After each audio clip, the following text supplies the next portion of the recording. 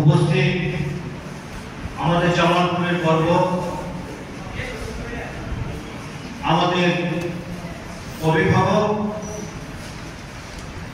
বাংলাদেশ গণপ্রজাতন্ত্রী বাংলাদেশ সরকারের সর্বোচ্চ পদ আহরণকারী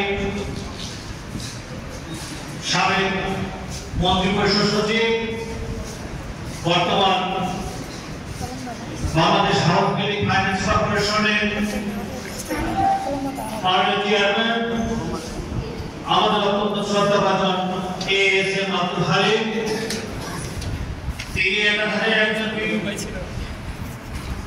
অভিজ্ঞ আমলা, চিন্তাশীল এবং লেখক এবং কবি।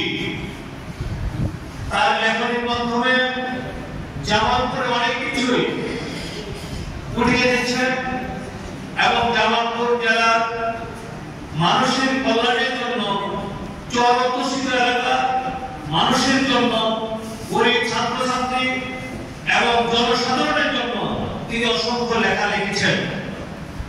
তিনি আজকে আমাদের মধ্যে উপস্থিত হয়, আমরা আজকে গর্ববোধ করছি যে আমরা এমন একজন ব্যক্তি আমাদের মাঝে পেয়েছি।